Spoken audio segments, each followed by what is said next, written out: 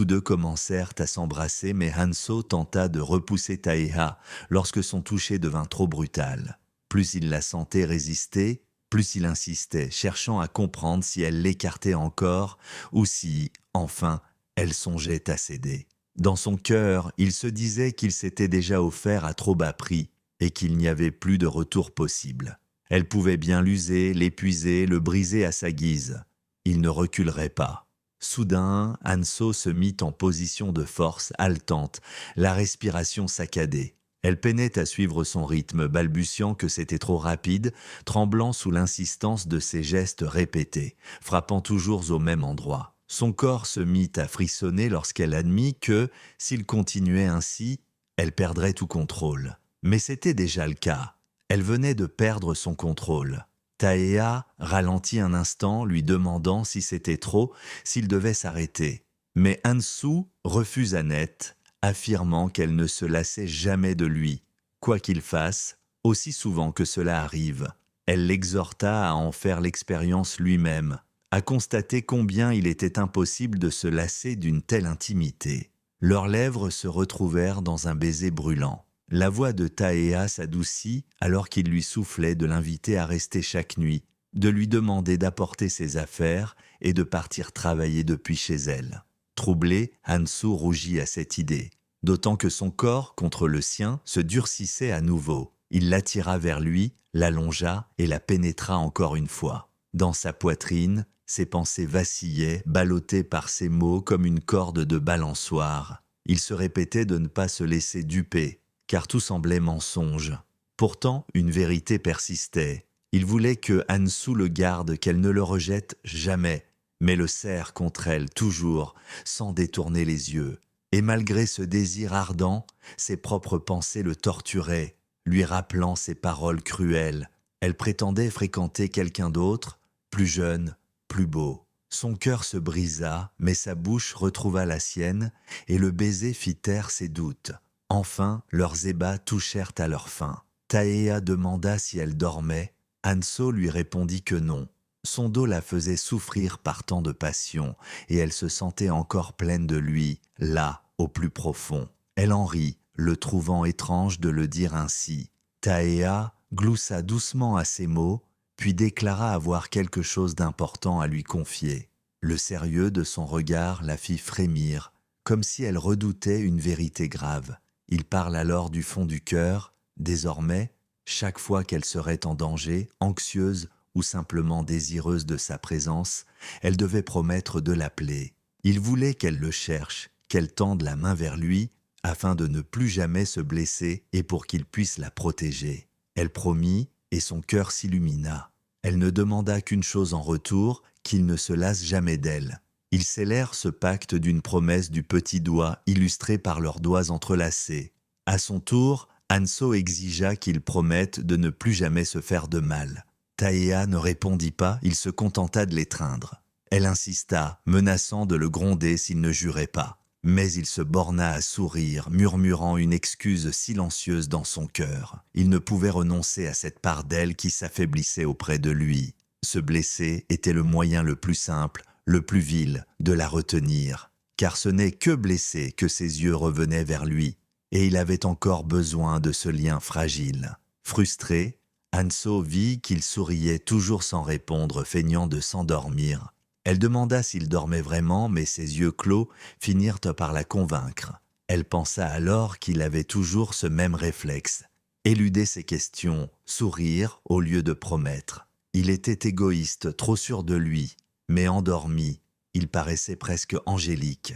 Presque, car depuis quand les anges se montraient-ils si impitoyables ? Elle comprit alors qu'aucun d'eux ne savait à quel point ses promesses en suspens, ses réponses négligentes à elle et ses sourires obstinés à lui finiraient par mener à leur propre chute. Le lendemain, Taeha et Jay se retrouvèrent tous deux sur le toit de cet immeuble pour discuter. Jay, d'un ton moqueur, lui demanda s'il avait changé de métier en le voyant porter cette chemise, plaisantant qu'il le croirait même s'il affirmait poursuivre une vieille femme endettée. Taeha éclata de rire, disant qu'il avait reçu en cadeau et demanda si cela lui allait bien. Jay, en son fort intérieur, jugea que oui, à la perfection, et le traita de fou.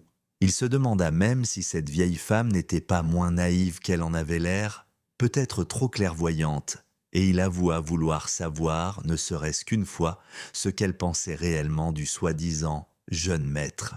Ces mots firent dériver les pensées de Taeha. Que pensait donc Hanso de lui désormais? De son côté, Hanso se remémorait une scène au travail. Une femme âgée sermonnait les filles, clamant bien haut que tout reposait sur le corps. Elle expliquait, sans honte, qu'un simple contact menait aux lèvres, les lèvres au corps et les corps à des vies emmêlées comme des lignes de pêche. Elle les avertit de se méfier, sa voix résonnant dans l'atelier. Hanso en resta abasourdi, outré de tant d'audace en plein jour.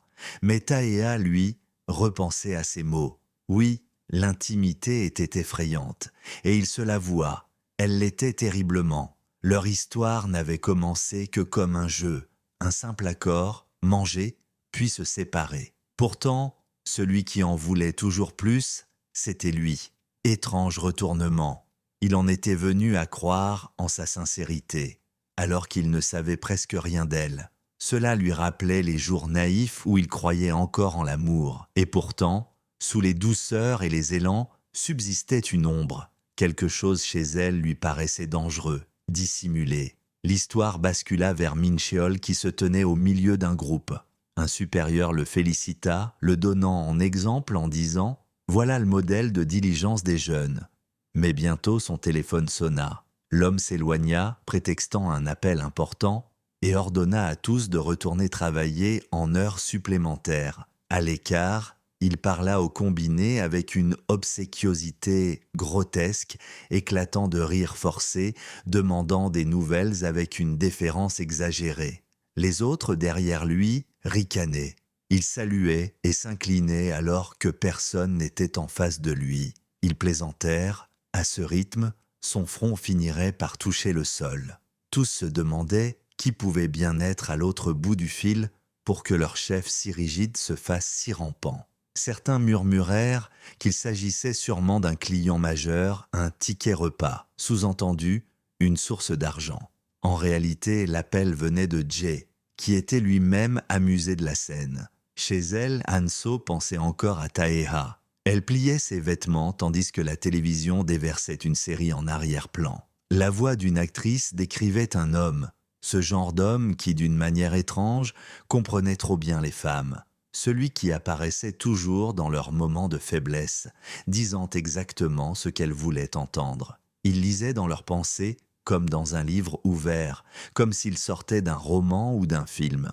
Elle avouait que quelque chose clochait, mais elle se laissait séduire malgré tout, car derrière ce vernis de charme et de réconfort, la vraie nature de cet homme demeurait enfouie, sombre, dangereuse, prête à surgir. Alors que le marchand rabrouait Hanso, affirmant que le visage de cet homme était séduisant, elle répliqua aussitôt que ce n'était pas une simple beauté ordinaire. Sa voix, teintée d'une conviction troublante, n'eut pour effet que d'attiser l'agacement du commerçant, qui martela avec plus de fermeté encore que ce visage était outrageusement magnifique. Mais Hanso poursuivit, précisant que ce qu'elle ressentait dépassait la simple perfection de surface. Ces paroles creusaient l'impatience de son interlocuteur qui, d'un ton acerbe, lui demanda si elle savait au moins quel métier exerçait cet homme. Elle répondit doucement, presque à voix basse. Parfois, il passait la journée entière avec elle comme si elle était le centre de son univers. Puis, soudain, il disparaissait, happé par son travail, invisible des jours durant. Ses horaires semblaient insaisissables, mêlant le jour et la nuit dans une incohérence troublante. Et toujours, il trouvait les mots qu'elle désirait entendre. Chaque jour, il lui répétait qu'il l'aimait, qu'elle était l'unique. Pour Hanso, cette sincérité paraissait réelle, palpable. Mais aux oreilles du marchand, ce n'étaient que paroles creuses, semblables aux compliments sucrés des vendeurs qui jurent leur amour à leurs clients pour mieux les séduire. Il éclata d'un rire sec, lui lançant sans détour que ces déclarations n'avaient aucune valeur, rien de plus qu'un argument de vente. Hanso, farouche, insista pourtant. Son regard, lui, était sincère. Le marchand la renvoya d'un revers de voix, la traitant de naïve. Pire encore, il l'avertit. Cet homme savait jouer des femmes, les charmer, brouiller la frontière entre vérité et séduction. Pour lui, tout cela n'était rien d'autre qu'une escroquerie. Elle conclut crûment qu'un homme habile avait osé se jouer d'elle. Secouée, elle murmura qu'elle n'avait rien à offrir qu'on puisse lui prendre. Mais le marchand, sombre, lui rappela qu'un être humain est capable d'arracher jusqu'au foie de son semblable si cela lui profite. Interrogée sur ce qu'elle lui avait donné, elle pensa à ces petites choses dérisoires qu'elle avait achetées pour lui, aveu qu'elle lâcha d'une voix basse. Le marchand en fulmina davantage, traitant l'homme de gigolo, l'exhortant à s'en éloigner avant qu'il ne soit trop tard. Mais en apercevant la tristesse dans ses yeux, il comprit, consterné. Elle était déjà tombée dans ses filets. Hanso, dans le silence de son cœur, se défendit pourtant. Non, il n'avait pas approché une femme comme elle pour si peu. Elle n'était pas assez sotte pour se croire un prix. Elle était divorcée, usée, fanée, sans rien d'attrayant à offrir. Si ce n'était que tromperie, il l'aurait quittée depuis longtemps, dès l'instant où il avait découvert sa vérité. Cette pensée ne la mit pas en colère, mais fit naître en elle une douleur sourde. Elle se souvenait des nombreuses questions qu'elle lui avait posées, auxquelles il répondait par des phrases vagues, esquivant toute clarté. Quand elle l'interrogeait sur son entreprise, il détournait habilement la conversation, répétant seulement de ne pas s'inquiéter, que ce n'était pas ce qu'elle s'imaginait. Il mentait avec tant de naturel qu'elle en restait troublée. Les effluves de parfums étrangers sur ses vêtements, sa présence, qui s'effaçait comme une trace aussitôt disparue, tout cela échappait à sa compréhension. Pouvait-il vraiment être un homme vivant de la compagnie des femmes contre de l'argent ? Son imagination lui joua une scène cruelle. Elle le vit tel un gigolo, une femme glissant un bijou luxueux dans sa main, le remerciant d'une voix mielleuse, lui promettant qu'elle lui offrirait tout ce qu'il désirerait. Elle le vit sourire, affirmant qu'il ne pouvait pas la traiter comme un simple jouet. Ces images glacèrent Hanso. Impossible d'arrêter ce flot. Ses lèvres, qui savaient toujours lui dire ce qu'elle voulait entendre, ce regard acéré qui battait son cœur en brèche, quelle femme aurait pu y résister? Il devait y en avoir des dizaines, des centaines, prêtes à lui donner non seulement leur amour, mais aussi leur fortune. Ce n'était plus question de babioles bon marché, ni d'un ours en peluche de pacotille. Non, c'était une mécanique bien plus vaste, bien plus sombre. Hanso se souvint de Min Sheol, autrefois entouré d'occasions qui ne faisaient que le consumeur. Elle revit ce garçon qui l'avait abordé frontalement, lui jetant au visage que Ji-yeon appartenait à une famille fortunée. Elle avait nié avec véhémence, mais le jeune homme avait ricané, moqueur, lui reprochant de jouer l'innocente. Il lui avait craché au visage que Min Sheol plaisait à bien des femmes et que, quoi qu'il fasse, il aurait toujours un cercle féminin pour l'entourer, l'aduler ou le détruire. Son accusation avait frappé comme une lame. À cause d'elle, disait-il, Min Sheol avait été jeté dans une vie misérable, condamné à traîner une jeunesse brisée. Hanso avait alors revu le visage fatigué de Min Sheol. Sa jeunesse éclatante, malmenée, moquée, marchandée comme une vulgaire marchandise. Elle se rappelait cet inconnu ricanant en s'éloignant, murmurant que, même les mains vides, son visage attirait jalousie et haine. Leur jeunesse avait été ainsi, brillante, fragile, offerte aux morsures du monde. Elle pensa alors à Taeha, dont l'éclat et la beauté semblaient intouchables. Sa jeunesse à lui aussi avait dû se consumer sous le même feu cruel. Elle se souvint encore de ce soir où Min Sheol, ivre, avait craché sa rancune. À cause d'elle, disait-il, il avait été condamné au malheur. Elle, si jeune alors, n'avait pas trouvé les mots. Elle avait voulu lui dire de ne pas céder aux voix cruelles, de tenir bon, que tant qu'ils resteraient ensemble, ils survivraient. Mais sa bouche était restée close. Elle s'était contentée de serrer sa main épuisée, tremblante à l'idée qu'il lui échappe. Aujourd'hui, à 34 ans, marquée, blessée, elle se sentait une adulte incomplète. Pourtant, cette fois, elle voulait parler avant qu'il ne soit trop tard. Elle décida d'appeler l'agence immobilière.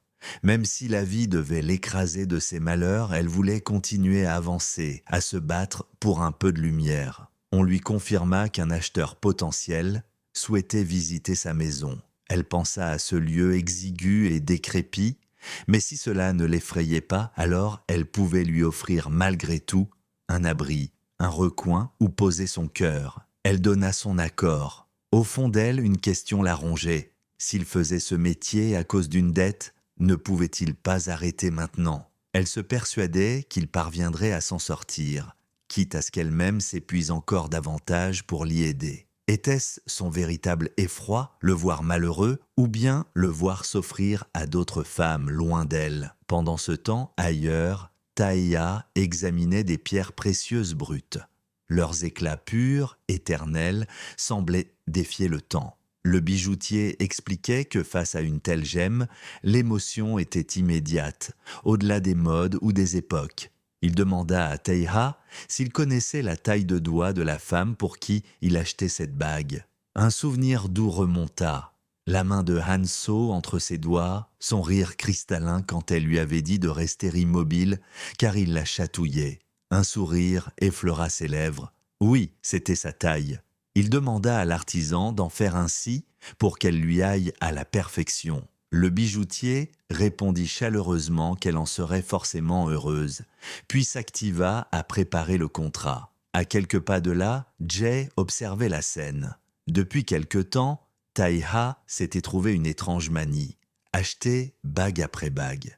Jay se souvenait de l'époque où l'on surnommait encore son ami le jeune maître économe, presque avare. Désormais, il paraissait insouciant, dilapidant son argent dans ses anneaux qu'il n'offrait à personne. Pourquoi cacher ainsi sa fortune et multiplier ses achats inutiles? Jay se rappela les mots qu'il lui avait glissés autrefois. Le lien du mariage est plus fort que tu ne l'imagines. Désormais, il comprenait que Taïha s'y accrochait comme à une corde.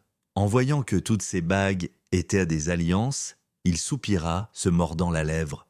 Avait-il tout gâché, lui, par une remarque légère? Il n'osait plus comprendre, se réfugiant dans le silence, feignant de n'avoir rien vu. Pendant ce temps, ailleurs encore, Harry revoyait Minchol, son corps mêlé au sien. Elle l'avait questionné sur cette soudaine habitude, perdue de mettre des protections. Il avait écarquillé les yeux, feignant l'incompréhension. Bien sûr qu'il le fallait, avait-il répondu. Mais elle se souvenait d'il y a quelques jours où il ne l'avait pas fait. Elle le soupçonnait d'indécision, pensant qu'il avait enfin choisi son camp. Il avait ricané, rejetant cela comme une erreur. Harry s'était enflammé. Alors, tout est une erreur, même cette fois dans la voiture. Il avait bredouillé un « évidemment » avant de s'enfermer dans le silence, fuyant ses questions. Peu après, Harry franchit la porte d'une pharmacie. La réceptionniste lui demanda, polie, ce qu'elle désirait. La voix tendue mais ferme, Harry répondit « Je voudrais un test de grossesse ».